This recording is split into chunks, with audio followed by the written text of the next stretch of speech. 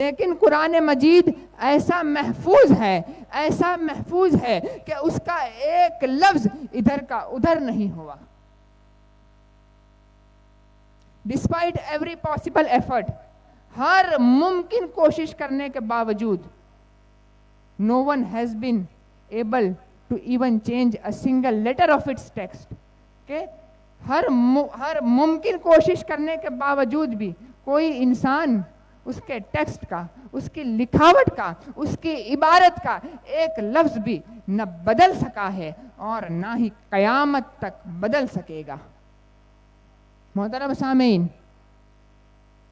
یہ ساری کائنات فنا ہے، ختم ہونے والی ہے، لیکن قرآن ہمیشہ ہمیشہ کے لیے بقا ہے، باقی رہنے والا ہے. اس لیے کہ یہ کائنات مٹ سکتی ہے، شمس و قمر بے نور ہو سکتے ہیں، سورج بے نور ہو سکتا ہے، شہروں کے شہر خنڈرات میں بدل سکتے ہیں، بستیاں ملیا میٹ ہو سکتی ہے، اوقات بدل سکتے ہیں، دن رات بدل سکتے ہیں، گردش زمانہ رک سکتی ہے، شہروں کے شہر خنڈرات میں تبدیل ہو سکتے ہیں، ساری کائنات کا نظام درہم برہم ہو سکتا ہے، چٹانیں چٹک سکتی ہے، زمین لرزہ برندام ہو سکتی ہے، زمین و آسمان کے تمام سیارے الٹ پلٹ ہو سکتے ہیں. ارے یہ ساری کائنات زیر و زبر ہو سکتی ہے، لیکن قرآن مجید ایسا محفوظ ہے کہ اس کا زیر نہ تو زبر ہو سکتا ہے اور نہ ہی زبر زیر ہو سکتا ہے. سبحان اللہ. محترم سامعین، یہ ہے قرآن مجید کی شان. قرآن مجید تمام لوگوں کے لیے ہدایت ہے.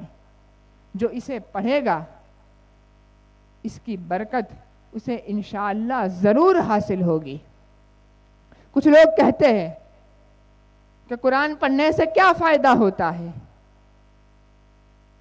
قرآن کی سورہ بقر پڑھ کر پانی پر دم کرنے سے کیا فائدہ ہوتا ہے؟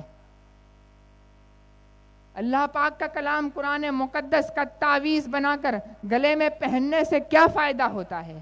قرآن کے تعویذ سے کیا فائدہ ہوتا ہے؟ میں اسے نہیں مانتا، یہ سراسر غلط ہے. میں کہتا ہوں ارے نادانو، قرآن مجید کے الفاظ ظاہر تو ظاہر، باطن کی بھی تقدیر بدل کر رکھ دیتے ہیں. محترم سامعین، قرآن مجید کے الفاظ تو بہت دور کی بات ہے. ارے ہمارے اپنے الفاظ کا یہ اثر ہے کہ جس طرح پیار کے چند لفظ، کسی کے سامنے پیار کے چند لفظ بول دو تو وہ پیار کے چند لفظ نفرت کو محبت میں بدل دیتے ہیں. ارے جس طرح والدین کی نصیحت اولاد کے طور طریقے بدل دیتے ہیں، ارے جس طرح استاذ کا سبق شاگرد کی سوچ بدل کر رکھ دیتی ہے، جس طرح پیر و مرشد کی نصیحت مرید کی زندگی بدل کر رکھ دیتی ہے، اسی طرح قرآن مجید کے الفاظ ساری کائنات کے فیصلے بدل کر رکھ دیتے ہیں. محترم سامعین، اگر قرآن کریم پڑھو گے تو طبیعت کو لذت ملے گی، اس کے احکام کو سمجھو گے تو دنیا میں عزت ملے گی، اور اگر اس کے بتائے ہوئے راستے پر چلو گے تو آخرت میں جنت ملے گی. اس لیے کہ جس کا قرآن سے جتنا تعلق ہوگا اسے اتنا ہی فائدہ ہوگا. جس شخص کے دل میں قرآن کی محبت ہوگی، قیامت کے دن قرآن کو بھی اس شخص کی خبر ہوگی. تو محترم سامعین، قرآن ہدایت ہے، لوگوں میں ہدایت بانٹتا ہے. قرآن عادل ہے، لوگوں میں عدل و انصاف پیدا کرتا ہے. قرآن میر کارواں ہے، لوگوں کو صراط مستقیم پر چلاتا ہے. قرآن حق ہے، اپنے پڑھنے والوں کو حق اللہ اور حق العباد کا عامل بناتا ہے. ارے قرآن محفوظ ہے، اپنے پڑھنے والوں کی حفاظت فرماتا ہے. قرآن نور ہے، پرہیزگاروں کے دلوں کو اللہ کی معرفت سے روشن و منور فرماتا ہے. اور جس کا دل اللہ پاک کی معرفت اور مدینے والے سرکار کے عشق و محبت سے روشن و منور ہو گیا تو وہی اللہ کا ولی ہو گیا، اللہ کا سچا بندہ ہو گیا، اللہ کا دوست بن گیا۔ اور پھر اس کی شان یہ ہوتی ہے کہ اللہ تبارک و تعالی خود فرماتا ہے کہ آنکھ ولی کی ہوتی ہے، دیکھنا میرا ہوتا ہے، چہرہ ولی کا ہوتا ہے، دیکھنا میرا ہوتا ہے، کان ولی کے ہوتے ہیں، سننا میرا ہوتا ہے، ہاتھ ولی کے ہوتے ہیں، پکڑنا میرا ہوتا ہے، پاؤں ولی کے ہوتے ہیں، چلنا خدا کا ہوتا ہے، ارے زبان مومن شاہ بابا کی ہوتی ہے، فرمان خود خدا کا ہوتا ہے۔ سبحان اللہ۔ یہ ہے اللہ کے ولی کی زبان کا مقام۔ محترم سامعین، آؤ میں اللہ کے ولی کی زبان کا مقام سناؤں۔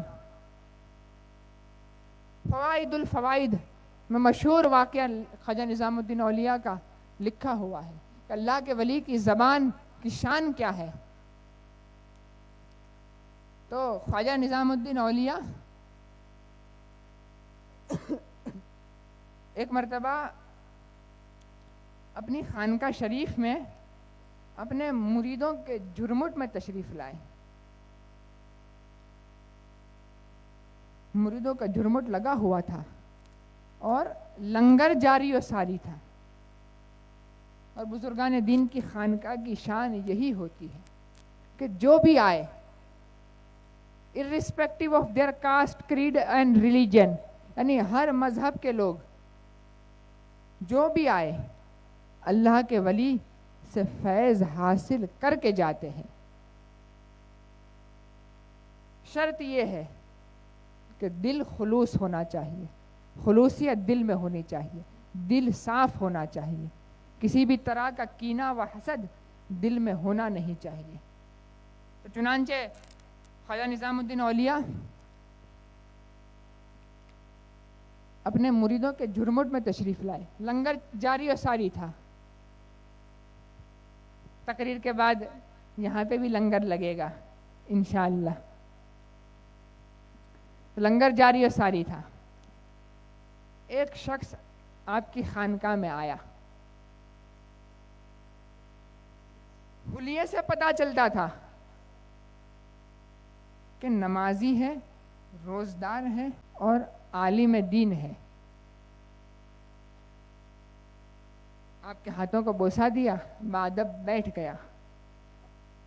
خواجہ نظام الدین اولیاء نے پوچھا کہ کس لیے آئے ہو؟ اس عالم نے کہا کہ حضور میں بڑا غریب انسان ہوں، بڑا تنگ دست ہوں، کچھ عنایت کر دیجئے، کچھ عنایت فرما دیجئے، اللہ پاک آپ کے درجات کو بلند فرمائے گا۔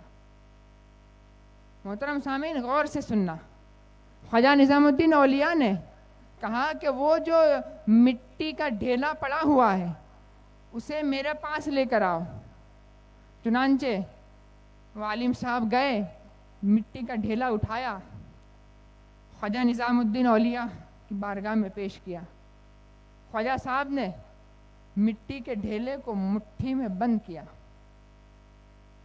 سورہ اخلاص قل واللہ شریف کی سورہ 3 مرتبہ پڑھی اور اس مٹی کے ڈھیلے پر دم کیا، پھونک ماری۔ اللہ پاک کی شان دیکھو کہ وہ مٹی کا ڈھیلا سونا بن گیا۔ خواجہ نظام الدین اولیاء نے فرمایا کہ جاؤ، لے جاؤ اور روز تھوڑا تھوڑا کاٹ کر بازار میں، مارکیٹ میں بیچ دینا، اور اسی سے اپنا گھر بار چلانا، اپنے بال بچوں کو، اپنے اہل و عیال کو کھلانا۔ اور یاد رکھو جتنا تم کٹ کرو گے، جتنا تم اسے کاٹو گے، اللہ تبارک و تعالی اس میں انشاءاللہ برکت عطا فرمائے گا، پوری زندگی کھاتے رہو گے، کبھی کم نہیں پڑے گا۔ محترم سامعین، وہ انسان خانقاہ شریف سے مٹی کا ڈھیلا جس کو خواجہ نظام الدین اولیاء نے سونا بنایا تھا وہ لے کر خانقاہ سے باہر آیا۔ ایز یوزول شیطان نے اس کے دل پر ڈاکہ ڈالا، اور شیطان تو گھات لگا کر بیٹھا ہی ہوتا ہے۔ शैतान ने उसके दिल पर डाका डाला, कहा कि ये काम तो तुम भी कर सकते हो, इसमें कौन सी बड़ी बात है, आ तो તમે भी કરી શકો છો, तुम भी ईंट पत्थर मिट्टी पर कुलवल्ला शरीफ पढ़कर फूको तो मिट्टी का तुम भी सोना बना सकते हो, तुम भी मिट्टी के धनी तुम भी सोने के धनी बन सकते हो। मोहतरम सामीन, वो इंसान घर आया और रात को ईंट पत्थर मिट्टी ढेला जो कुछ भी मिला अपने घर के आगे जमा करने लगा, यहाँ तक कि उसने एक बड़ा पहाड़ बना दिया और इशा की नमाज के बाद कुलवल्ला शरीफ की तिलावत करने बैठ गया। मोहतरम सामीन, फजर तक कुलवल्ला शरीफ की तिलावत करता रहा, लेकिन वो मिट्टी सोना नहीं बना तो नहीं बना। और ख्वाजा निजामुद्दीन औलिया ने जो सोना अता फरमाया था वो भी मिट्टी बन गया। सुबह हुई तो वो इंसान रोता रोता ख्वाजा निजामुद्दीन औलिया की बारगाह में हाजिर हुआ। अर्ज़ किया, हुजूर मैं तो लुट गया, बर्बाद हो गया। ख्वाजा निजामुद्दीन औलिया ने फरमाया, करे नादानो, तुम्हारा पढ़ना और है, मेरा पढ़ना और है। सुभान अल्लाह। तुम्हारा बोलना और है, मेरा बोलना और है। सुभान अल्लाह। तुम्हारा कुरान की तिलावत करना और है, मेरा कुरान की तिलावत करना और है। तुम्हारा दम करना और है, मेरा दम करना और है। अरे अगर तुम कुरान पढ़कर मिट्टी पर दम करो तो उसका असर ये होता है कि सोना भी मिट्टी बन जाए, और अगर मैं अल्लाह और उसके रसूल को दिल में बसाकर कुरान की तिलावत कर कर मिट्टी में दम करूं तो मिट्टी भी सोना बन जाए। सुभान अल्लाह। यह है अल्लाह के वली की ज़ुबान, यह है अल्लाह के वली का मकाम। अल मलफूज किताब में ख्वाजा निजामुद्दीन औलिया का ये दूसरा मशहूर वाक़िया, मैं आपको अल्लाह के वली की ज़बान बता रहा हूँ। अल्लाह के वली की ज़बान की क्या शान होती है, मैं आपके सामने वो पेश कर रहा हूँ। और मैं चाहूँगा कि जब ये वाक़या पूरा हो तो आप इस वाक़ये को बड़े ध्यान से सुने, और जब ये वाक़या तक पूरा हो जाए तो तमाम के तमाम लोग अव्वल शख्स से लेकर आखिर शख्स तक सुभान अल्लाह की दाद कहे। इसलिए कि इसके बाद मैं आपको मोमिन शाह बावा का वाक़या कहने वाला हूँ, अल्लाह के वली की ज़बान बताने वाला हूँ। तमाम औरतों से भी गुजारिश है कि इसे पूरी तवज्जो के साथ समाअत करें, और माशाअल्लाह आप तो पूरी तवज्जो से सुन ही रहे हैं। अल्लाह पाक मेरा बोलना और आपका सुनना पीरो मुर्शिद के सदके वसीले से कबूल फरमाए, आमीन। अल मलफूज किताब में ये वाक़या मौजूद है कि एक मरतबा ख्वाजा निज़ामुद्दीन औलिया ने अपनी खानका शरीफ में न्यास पकवाई और मुरीदों मुसाफिरों हाजतमंदों को न्यास खिलाई, और फिर ख्वाजा निज़ामुद्दीन औलिया ने थोड़ी न्याज एक अलग थाल में ली और अपने एक मुरीद से कहा कि दरियाए जमुना के पास एक अल्लाह के वली जलवा फरमा है, उन्हें जाकर ये न्याज खिलाकर वापस आ जाओ। मोहतरम सामीन, वो सच्चा मुरीद था, अपने पीर और मुर्शिद पर पुख्ता यकीन रखता था। पीर का हुक्म आमन्ना सद्दकना, थाल उठाया जाने लगा। मोहतरम सामीन, जरा गौर करो, उस वक्त अंधेरी रात थी, रात का वक्त था, अंधेरी रात थी, तेज बारिश हो रही थी, सावन भादों का महीना था, दरियाए जमुना में पानी का तूफान था, पानी का सैलाब था, पानी का तेज बहाव था। वो सादिक मुरीद ने कुछ भी नहीं पूछा कि हुजूर सावन भादों का महीना है, रात का वक्त है, अंधेरी रात है, तेज बारिश हो रही है, दरियाए जमुना में पानी का तूफान होगा, पानी का तेज बहाव होगा, न कश्ती होगी न मल्ला होगा। या शेख मैं दरिया पार कैसे करूंगा? इसलिए कि वो अपने पीर और मुर्शिद पर मुकम्मल यकीन रखता था, कामिल ईमान रखता था। वो जानता था कि मेरे पीर और मुर्शिद के हुक्म पर चलना मेरा काम है, दरिया पार कराना मेरे पीर और मुर्शिद का काम है। सुभान अल्लाह। मोहतरम सामीन, वो मुरीद थाल उठाया चलने लगा। मोहतरम सामीन, एक बात कहना चाहता हूं कि ठीक ऐसी ही मोहब्बत अपने पीर और मुर्शिद से रखो, बेशक। ठीक ऐसा ही मुकम्मल ईमान अपने पीर और मुर्शिद पर रखो, ठीक ऐसा ही कामिल यकीन अपने पीर और मुर्शिद पर रखो कि जो कुछ भी मिलेगा इसी दर से मिलेगा।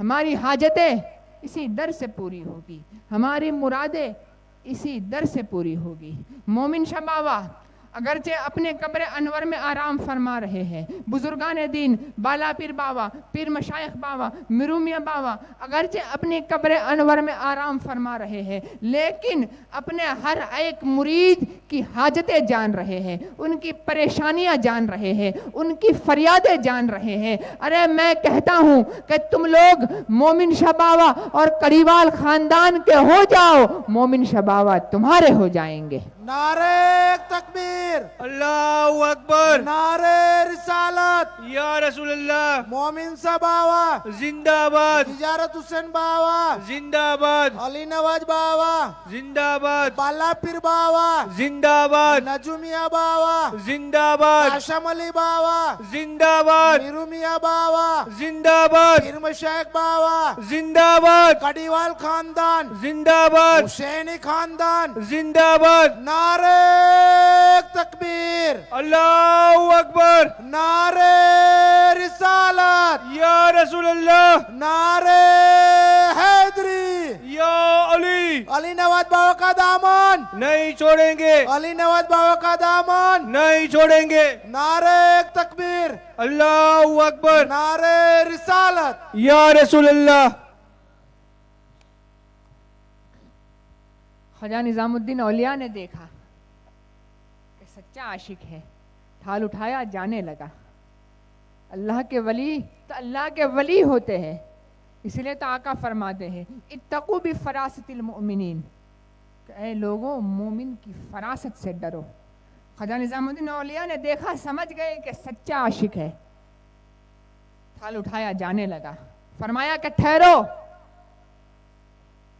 जब तुम दरियाए जमुना के पास पहुंचना तो दरिया से कहना कि मैं उस पीर के हुक्म से आया हूं जिसने कभी शादी नहीं की, लिहाजा ए पानी तू रुक जा और बीच से एक सूखा रास्ता दे दे।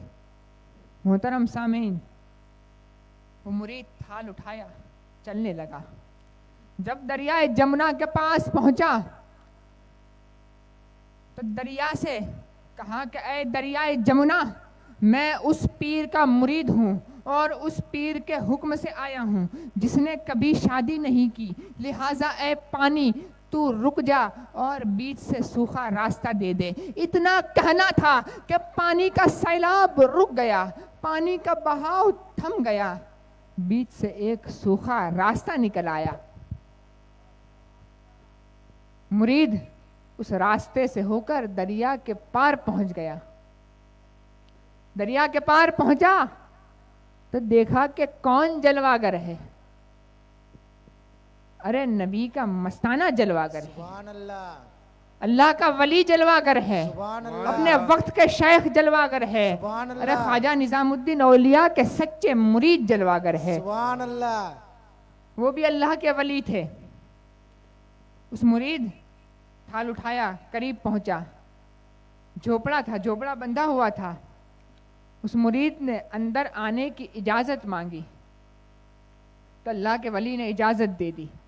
वो मुरीद ने अल्लाह के वली को खाना खिलाया और जब वो सादिक मुरीद उस अल्लाह के वली को खाना खिलाकर वापस आने लगे تو اللہ کے ولی نے فرمایا کہ اے خواجہ نظام الدین اولیاء کے مرید، جب تم دریائے جمنا کے پاس پہنچنا تو دریا سے کہنا کہ میں اس ہستی کے حکم سے آیا ہوں جس نے کبھی کھانا نہیں کھایا، لہٰذا اے پانی تو رک جا اور مجھے راستہ دے دے۔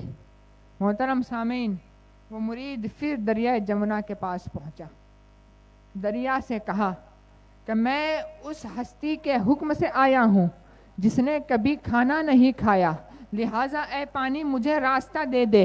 اتنا کہنا تھا کہ پانی کا طوفان پھر رک گیا، پانی کا بہاؤ پھر تھم گیا، بیچ سے ایک سوکھا راستہ نکل آیا۔